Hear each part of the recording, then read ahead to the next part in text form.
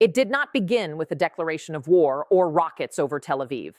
It began with a meeting, a closed-door gathering in Lebanon's Bekaa Valley that was never meant to be seen, let alone obliterated in seconds by precision-guided munitions.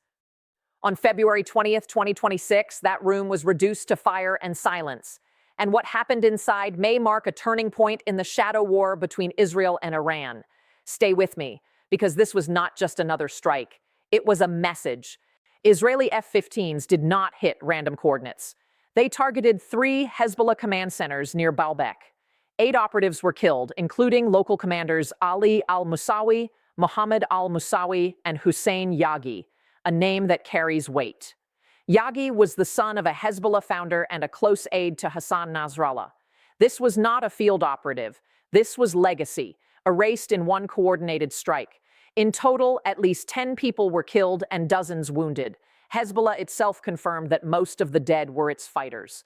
That ratio is not accidental. It suggests deep intelligence penetration. But here is where it escalates. Regional sources indicate that officers from Iran's Islamic Revolutionary Guard Corps were present, meeting with Hezbollah's missile unit when the bombs fell. That means this was not just a proxy operation. It was integration. Iranian command presence on Lebanese soil, overseeing planning. Israel was not only striking Hezbollah, it was striking Iranian officers embedded inside it. Since the November 2024 ceasefire, more than 400 Hezbollah operatives have reportedly been eliminated in targeted actions. In just 1 week in February, operations hit 25 locations across Lebanon, killing militants tied to Hezbollah and Hamas. The tempo is accelerating, not slowing. Midweek, Israel's Northern Command authorized a more aggressive posture, expanded authority to dismantle tunnels, weapons depots, missile infrastructure. Within 48 hours, 3 command centers were gone. This is not random escalation. This is structured dismantling. And if this pattern continues, the confrontation unfolding behind the scenes may already be larger than anyone publicly admits. Now consider the Radwan Force, Hezbollah's elite unit designed for cross-border infiltration and invasion operations. On February 26th, Israeli strikes reportedly targeted 8 Radwan compounds in eastern Lebanon. 8 in one wave. The Israeli military stated these compounds were part of Hezbollah's attempts to rearm in violation of ceasefire understandings. The Radwan Force is not symbolic. It is operationally central to Hezbollah's offensive doctrine. If these compounds are systematically destroyed, the group's ability to launch coordinated ground incursions into northern Israel becomes severely degraded. But perhaps the most revealing detail lies not in the strikes themselves, but in why Iran appears to have increased its direct involvement.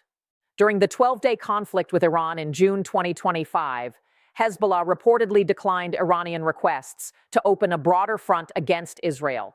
That refusal may have had consequences. Sources indicate that IRGC officers recently arrived in Lebanon to oversee rebuilding efforts and, more importantly, to assume direct strategic oversight. Not advisory roles, not symbolic supervision, operational command, Iranian colonels holding briefings, Iranian officers inspecting weapons caches, Iranian commanders reportedly managing missile planning. If true, this would represent a profound shift. Hezbollah has long been Iran's most powerful regional proxy, but a proxy that hesitates to execute strategic directives during wartime becomes a liability.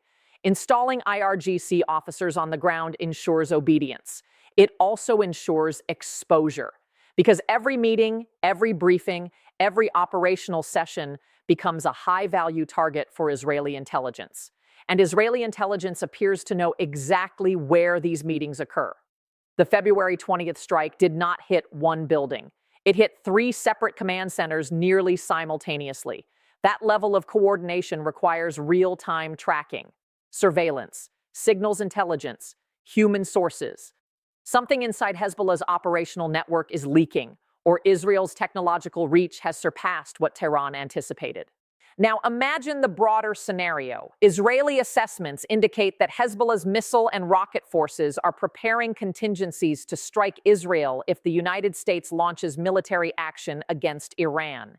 If Washington moves against Tehran, Hezbollah could be activated as a northern front. That possibility explains why Israel may be preemptively dismantling missile command structures before a larger regional war ignites. Every commander eliminated today is one less individual capable of coordinating salvos tomorrow. Meanwhile, Lebanon's political leadership finds itself in a precarious position. Lebanese officials have publicly stated that this conflict does not concern the Lebanese state. Appeals have reportedly been made urging Hezbollah not to drag the country into a confrontation tied to Iran's strategic calculations, but Hezbollah operates as both a political actor and a military force beyond full state control. If Hezbollah engages Israel during a U.S.-Iran escalation, Israeli retaliation could target infrastructure considered dual-use or strategically significant: airports, energy facilities, transport hubs. That possibility alone creates internal pressure within Lebanon's fragile political structure. And yet Hezbollah cannot appear weak. Iran cannot afford a visibly collapsing proxy. Israel cannot tolerate missile brigades reconstituting along its northern border. The United States cannot ignore Iranian regional expansion. Each actor is calculating. Each actor is signaling. Each actor is watching the other's thresholds.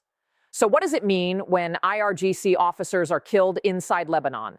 It means Israel is no longer content with deterrence messaging. It means Israel is willing to risk direct confrontation with Iranian personnel outside Iranian borders.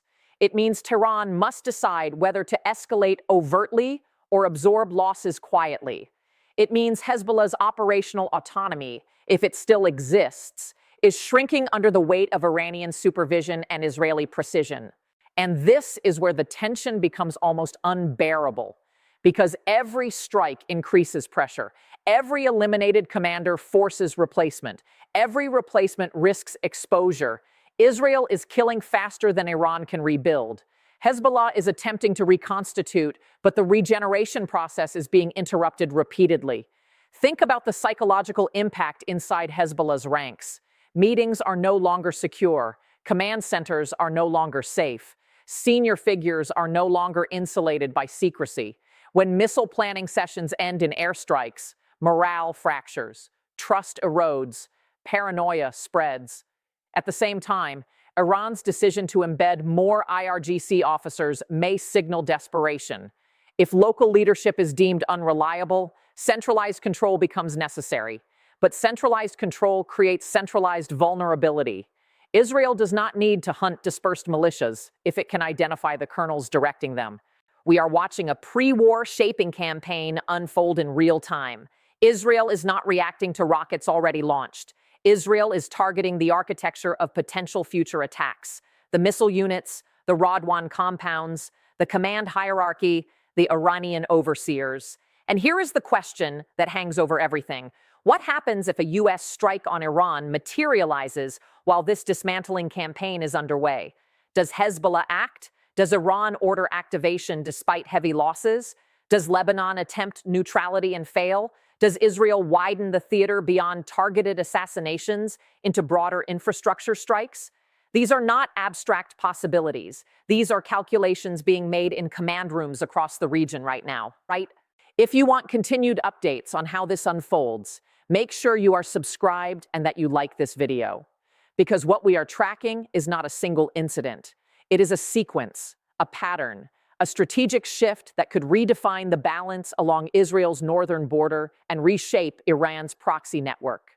One thing is certain: the strike in the Bekaa Valley was not an isolated tactical event. It was a message, a demonstration of reach, a declaration that meetings between Hezbollah commanders and IRGC officers are no longer shielded by geography or secrecy. Israel has drawn a new operational line. Iran must decide whether to cross it openly or retreat into ambiguity. Hezbollah stands in the middle, absorbing blows while trying to project resilience. And as the death toll rises, as command structures are disrupted, as elite units lose compounds, as Lebanese officials plead for restraint, the region edges closer to a moment where miscalculation could ignite something far larger.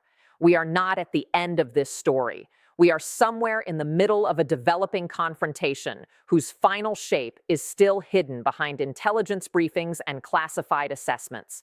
The strikes have happened. The commanders are dead. The IRGC presence has been exposed. The tempo has increased. And the next move has not yet been revealed. But what makes this phase even more volatile is not only the number of commanders eliminated or the compounds reduced to rubble. It is the strategic depth that is being eroded layer by layer. For years, Hezbollah's strength was measured not only in rockets and fighters, but in redundancy. Multiple chains of command, compartmentalized cells, backup launch sites hidden in civilian terrain, underground networks stretching across southern Lebanon and into the BKA Valley. The doctrine was simple: survive the first blow, absorb the second, retaliate with saturation fire, and outlast political pressure. What we are witnessing now suggests that this redundancy is being systematically stripped away. When 3 command centers are destroyed at once, when elite Radwan compounds are hit in coordinated waves, when missile planners are killed during live operational briefings, the cushion that once protected Hezbollah from decapitation begins to thin, and when that cushion thins, panic sets in.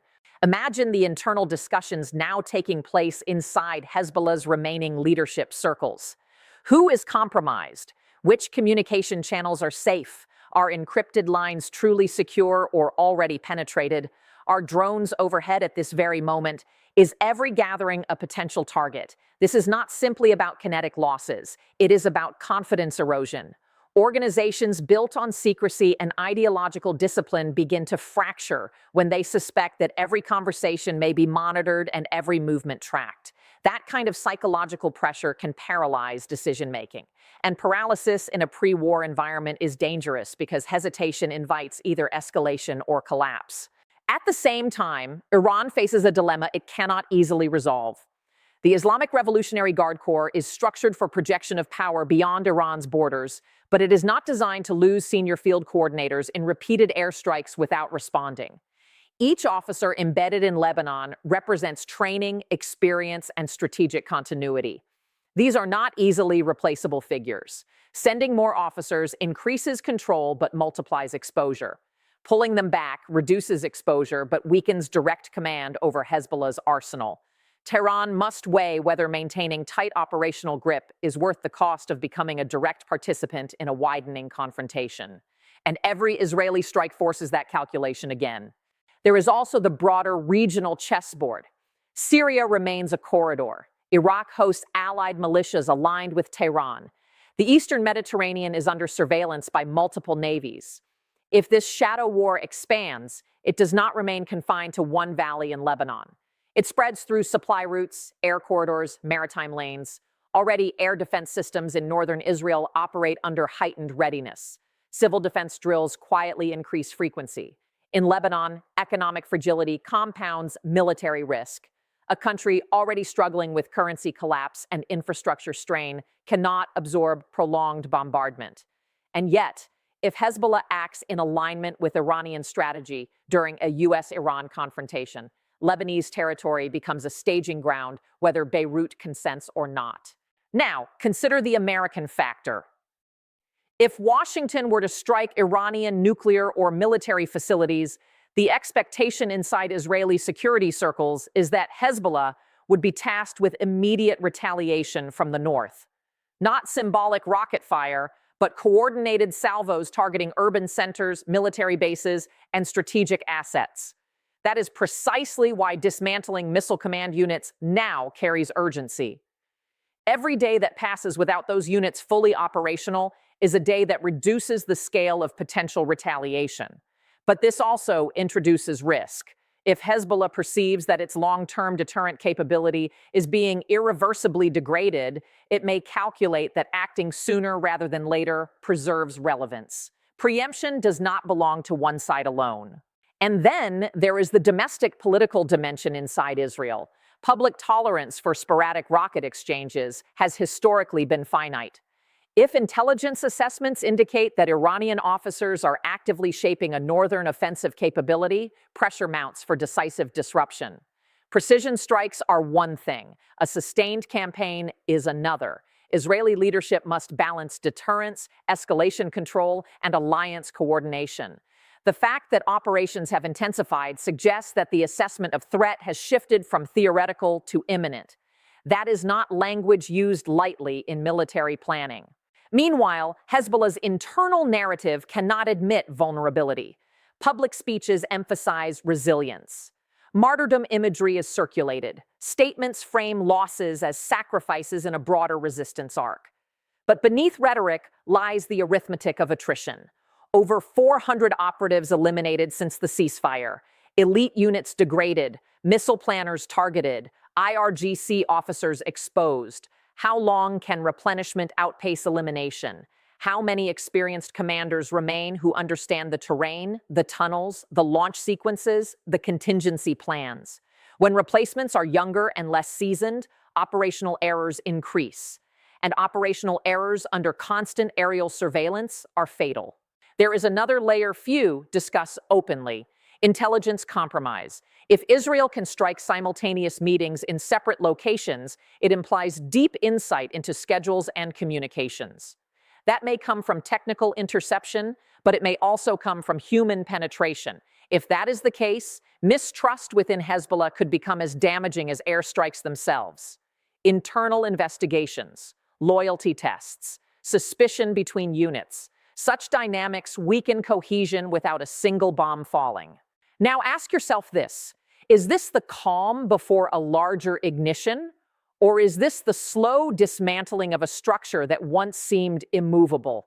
Is Israel preparing for an inevitable northern war, or attempting to prevent it entirely by removing its key architects? Is Iran willing to escalate overtly if more of its officers are killed, or will it continue operating in ambiguity to avoid direct confrontation? And what happens if a single miscalculation crosses a red line that neither side publicly defined? Because red lines in this region are often invisible until they are crossed. A strike too close to a symbolic site, an officer of sufficiently high rank, a rocket that lands with unexpected casualties, a retaliatory move misread as preparation for invasion. Escalation rarely announces itself in advance. It accumulates through incidents that individually appear contained. Right now, the region stands in a suspended state. Operations continue. Messages are sent indirectly. Diplomacy whispers in parallel corridors. Military planners run simulations for scenarios they hope never materialize. And the public sees fragments. A strike here, a casualty count there, a statement issued. But beneath those fragments is a shaping process that could determine whether the next regional war erupts in days, months, or not at all. If you are still watching, it means you understand that this is bigger than one airstrike or one commander. It is about deterrence, credibility, proxy control, intelligence dominance, and strategic patience. Make sure you subscribe and like this video so you do not miss what comes next, because this situation is evolving rapidly, and the next development could redefine the entire balance.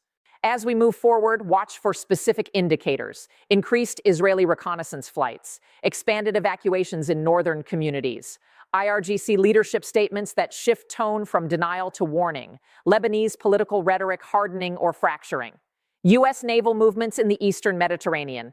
These signals will tell us whether containment is holding or whether ignition approaches. The commanders killed cannot be revived. The compounds destroyed cannot function tomorrow.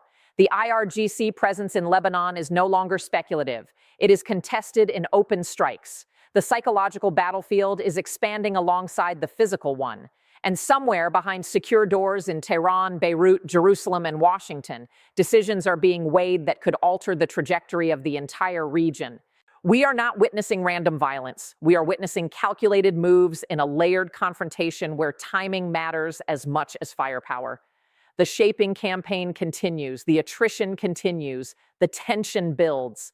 And the next move, the move that shifts this from shadow war to overt conflict or back toward uneasy restraint, has not yet been made.